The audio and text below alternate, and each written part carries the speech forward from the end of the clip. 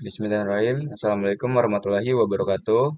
Perkenalkan, nama saya Putra dengan NPM 2317105198. Di sini saya akan membantu kelompok saya untuk mempresentasikan organisasi dan struktur CPU 8 bit. Pertama-tama, eh, yang terhormat Bapak Febri Eka Febriansah, MKOM, selaku dosen pengampu mata kuliah pengantar organisasi komputer.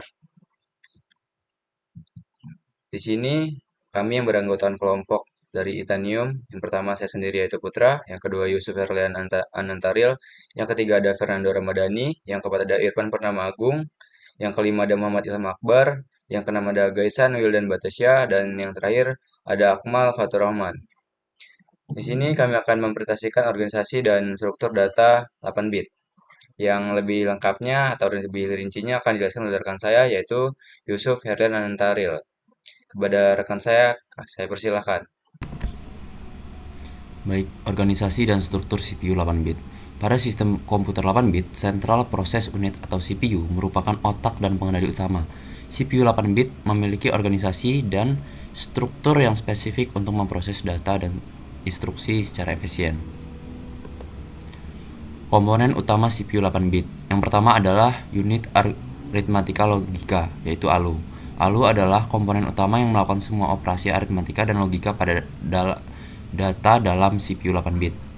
Lalu ada register. Register adalah penyimpan data sementara yang digunakan oleh ALU dan CU untuk memproses informasi. Lalu yang ketiga, unit control atau CU. CU mengkoordinasikan dan mengontrol aliran instruksi dan data di dalam CPU serta mengendalikan operasi keseluruhan. Bus system. Bus system adalah jalur komunikasi yang menghubungkan CPU dengan komponen lain seperti memori dan perangkat I/O. Ini saya akan bahas mengenai contoh instruksi bahasa assembly CPU 8 bit. Pertama-tama, apa itu bahasa assembly?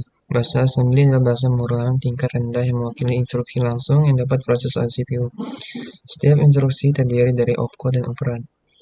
Kemudian registry CPU. Instruksi assembly berinteraksi dengan berbagai registry CPU seperti akumulator, pointer, dan counter untuk melakukan operasi aritmatika, transfer data, dan kontrol alur program. Kemudian akses memori. Instruksi assembly dapat membaca dan menulis data ke dalam memori utama. Hal ini memungkinkan untuk CPU menyimpan dan mengambil data yang ditentukan selama eksekusi program. Kemudian proses eksekusi instruksi bahasa assembly. Yang pertama itu fase pengambilan instruksi. CPU mengambil instruksi dari memori berdasarkan nilai program counter. Instruksi ini kemudian dikirim ke unit pengendali untuk diproses. Kemudian fase yang kedua, unit pengendali mendekode di instruksi untuk menentukan jenis operasi yang akan dilakukan. Proses ini digunakan untuk mengontrol alur eksekusi program. Yang terakhir, yang ketiga, yaitu fase eksekusi instruksi. Setelah instruksi didapat, CPU akan mengeksekusi instruksi tersebut dengan mengakses data dari register dan memori, serta menjalankan operasi aritmatika atau logika yang diperlukan. Untuk pembahasan selanjutnya akan dijelaskan oleh rekan saya, Muhammad Ilham Akbar. Assalamualaikum warahmatullahi wabarakatuh. Saya Muhammad Ilham Akbar dari kelompok Itanium. Di sini saya akan menjelaskan tentang penanganan instruksi pada CPU 8 bit, di mana materinya yaitu adalah organisasi dan struktur CPU 8 bit dengan bagian yang saya dapat yaitu penanganan instruksi pada CPU 8 bit, yang mana ini mata kuliah dari pengantar organisasi komputer. Yang pertama itu sumber instruksi. CPU 8 bit dapat menerima berbagai instruksi seperti perangkat eksternal, timer, dan kesalahan internal. Setiap sumber instruksi memiliki prioritas yang berbeda-beda. Lalu yang kedua ada mekanisme instruksi, yaitu pada saat terjadi instruksi, CPU 8 bit akan menyimpan konteks saat ini seperti program counter dan register ke dalam tumpukan, kemudian mengalihkan eksekusi ke rutin penanganan instruksi yang sesuai. Selanjutnya ada penanganan prioritas, yaitu saat ada beberapa instruksi terjadi secara bersamaan, CPU 8 bit akan menangani instruksi dengan prioritas tertinggi terlebih dahulu. Prioritas diatur melalui perangkat keras atau perangkat lunak. Dan yang terakhir adalah kembali ke konteks, yaitu adalah setelah rutin penanganan, instruksi selesai, CPU 8 bit akan mengembalikan konteks sebelumnya dari tumpukan dan melanjutkan eksekusi program yang tadinya terganggu. Lalu ada teknik penjadwalan proses CPU pada CPU 8 bit. Yang pertama prioritas proses, yaitu CPU 8 bit menggunakan teknik penjadwalan proses dengan prioritas, di mana proses dengan prioritas tertinggi akan dieksekusi terlebih dahulu. Lalu ada pembagian waktu, yaitu untuk memastikan setiap proses mendapat waktu CPU yang adil, sehingga CPU 8 bit terapkan teknik pembagian waktu sehingga yang akhirnya proses-prosesnya dapat bergantian dieksekusi. Dan terakhir adalah algoritma round robin, yaitu CPU 8 bit sering menggunakan algoritma round robin untuk penjadwalan, di mana setiap proses mendapat selang waktu eksekusi yang sama secara bergiliran. Itu saja dari penjelasan saya lanjutkan ke teman. Adapun fungsi setiap komponen CPU 8 bit yaitu ada ALU, unit aritmatika dan logika, yang adalah komponen utama yang melakukan semua operasi aritmatika dan logika pada CPU.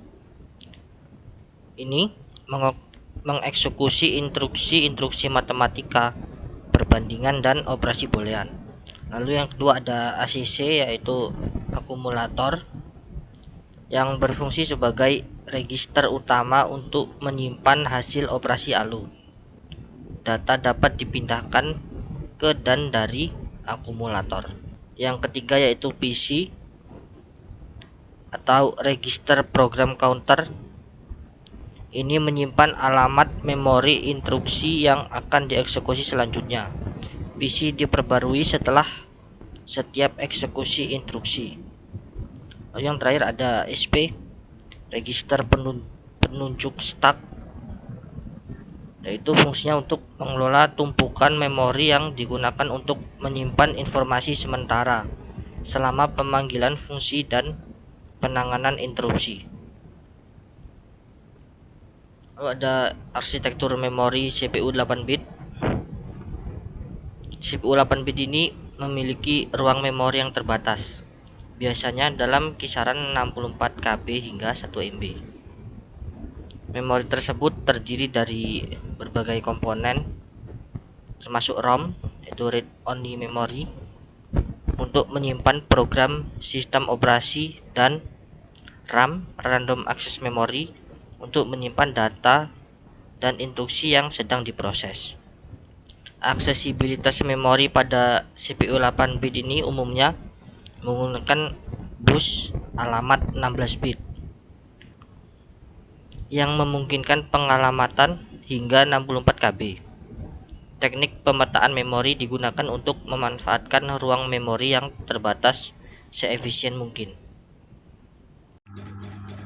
Baik, selanjutnya adalah optimalisasi kinerja CPU 8 bit, yaitu untuk mengoptimalkan kerja CPU 8 bit ada beberapa letak yang dapat diterapkan, seperti pemanfaatan pipelining, cache memori, dan pengaturan frekuensi clock. Pipelining memungkinkan eksekusi beberapa instruksi secara paralel, meningkatkan throughput CPU. Cache memori mempercepat akses data, mengurangi waktu tunggu. Pengaturan frekuensi clock juga penting untuk menyesuaikan kemampuan CPU dengan kebutuhan aplikasi. Selain itu, teknik optimasi lainnya termasuk penggunaan bahasa assembly yang lebih efisien, manajemen memori yang tepat, dan pemanfaatan interupsi hardware untuk mengurangi beban CPU. Dengan menerapkan berbagai teknik ini, kinerja CPU 8 bit dapat ditingkatkan secara signifikan. Lalu terakhir yaitu kesimpulan dan penutup. Dalam presentasi ini kita telah membahas organisasi dan struktur CPU 8 bit serta contoh instruksi bahasa assembly. Kita telah mempelajari komponen-komponen utama, fungsi masing-masing, arsitektur memori, dan proses eksekusi instruksi. Selain itu, kita juga telah meninjau teknik penanganan interupsi dan penjadwalan proses pada CPU 8 bit. Sekian, terima kasih. Assalamualaikum warahmatullahi wabarakatuh. Izin memperkenalkan diri, nama saya Muhammad Akmal Fadil Rahman, NPM 2357-0510-18 dari kelas C. Di sini saya akan menjelaskan mengenai struktur dan alur kerja dari CPU 8 bit yang dirancang menggunakan logism. Yang pertama, di CPU 8 bit ini terdapat dua komponen kunci utama, yaitu control unit dan ALU. Pertama kita jelaskan dulu yaitu control unit. Control unit adalah bagian dari CPU yang bertanggung jawab untuk mengendalikan dan mengarahkan operasi sistem komputer. Ini termasuk mengarahkan aliran data antara ALU, register, dan unit memori serta mengendalikan instruksi-instruksi yang dijalankan oleh CPU. Kontrol unit juga mengatur sinyal-sinyal kontrol yang memastikan semua komponen CPU beroperasi secara sinkron. Lalu selanjutnya program counter. Program counter adalah register yang menyimpan alamat dari instruksi berikutnya yang akan dieksekusi. Setiap kali instruksi diambil, nilai dalam program counter bertambah untuk menunjuk ke instruksi berikutnya. Ini membantu CPU menjalankan program secara berurutan. Lalu, instruction cache. Ya ini. Instruksi cache ini menyimpan sementara instruksi-instruksi yang sering digunakan agar dapat diakses cepat oleh CPU. Ini meningkatkan kecepatan eksekusi program dengan mengurangi waktu akses ke memori utama. Lalu decoder. Decoder adalah bagian yang berfungsi untuk menerjemahkan instruksi yang diambil dari memori ke dalam sinyal-sinyal kontrol yang diperlukan untuk menjalankan instruksi tersebut. Decoder memastikan bahwa setiap bagian dari CPU mengetahui apa yang harus dilakukan berdasarkan instruksi yang diterima. Lalu registers. Registers adalah memori kecil berkecepatan tinggi yang digunakan untuk menyimpan data sementara selama proses eksekusi instruksi. Data yang sering diakses dan digunakan oleh ALU disimpannya di sini. Lalu selanjutnya ALU atau bahasa Inggrisnya Arithmetic Logic Unit. ALU adalah komponen yang melakukan operasi aritmatika dan logika pada data. Operasi ini termasuk penjumlahan, pengurangan, operasi AND, OR, NOT, dan sebagainya. ALUR menerima operan dari register, melakukan operasi yang diperintahkan dan mengirim hasilnya kembali ke register atau memori. Lalu selanjutnya control bus. Control bus ini adalah jalur komunikasi yang menghubungkan berbagai komponen dalam CPU dan sistem komputer. Control bus membawa sinyal kontrol dari kontrol unit ke berbagai bagian sistem untuk memastikan bahwa semua operasi terjadi dengan benar dan terkoordinasi. Lalu selanjutnya memori, yaitu memori ROM dan RAM. Yang pertama ROM dulu. ROM ini atau read only memory ini bertugas untuk menyimpan program yang tidak berubah dan data yang diperlukan untuk booting dan operasi dasar lainnya. Dan selanjutnya RAM atau Random Access Memory adalah memori sementara yang digunakan untuk menyimpan data dan instruksi yang sedang diproses oleh CPU.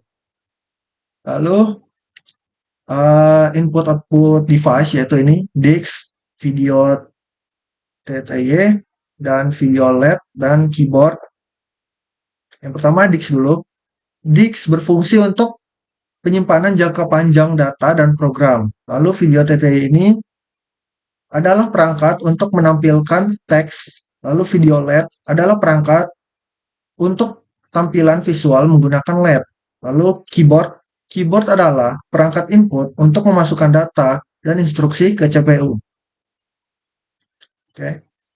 Jadi, alur kerja CPU dimulai dengan mengambil instruksi dari memori melalui program counter dan instruction cache, kemudian didekode oleh decoder dan dijalankan oleh ALU dengan bantuan register untuk